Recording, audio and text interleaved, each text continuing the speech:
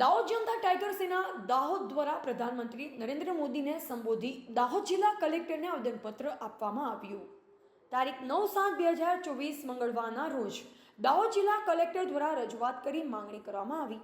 યુનો દ્વારા ઘોષિત 9 ઓગસ્ટ વિશ્વ આદિવાસી દિવસને કાયમી ધોરણે સમગ્ર ભારત દેશમાં રજા જાહેર કરવામાં આવે, જેમાં જેટીએસ ગુજરાત પ્રદેશ પ્રમુખ દેવેન્દ્રભાઈ મેડા, સામાજિક આગેવાન જયેશ સંગાળા, ક્રિષ્ના શારેલ, રમસુ હઠીલા, સંજય હઠીલા, બાલમ ભુરિયા, કમલેશ ડામોર, આશીષ ડામોર, રાજેશ કલારા, તેજસ ગરાસિયા, સંજય ડાંગી, અરુણભાઈ, સંજય ભાભોર, જાલોદથી સંજયભાઈ નીનામા, પ્રકાશ નીનામાએ હાજરી આપી 9 ઓગસ્ટ વિશ્વ આદિવાસી દિવસ નિમિત્તે જાહેર સમગ્ર ભારત દેશમાં રજા જાહેર કરવામાં આવે તેવી માંગણી કરવામાં આવી છે।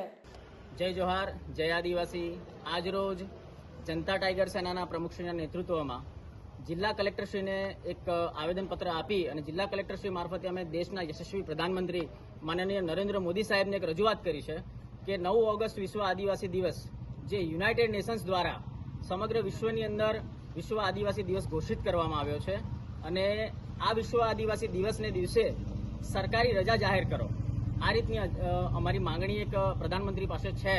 એટલે આજે અમે આવેદનપત્ર આપીને કીધું છે કે સાહેબ આપ શ્રી 9 ઓગસ્ટ વિશ્વ આદિવાસી દિવસને દર વર્ષે કાયમી રજા જાહેર કરી અને આદિવાસી સમાજને આ વખતે શુભેચ્છાઓ પાઠવો, એવી અમારી પ્રધાનમંત્રીશ્રીની એક રજૂઆત છે। જય હિન્દ, જય ભારત, જય જોહાર, જય આદિવાસી।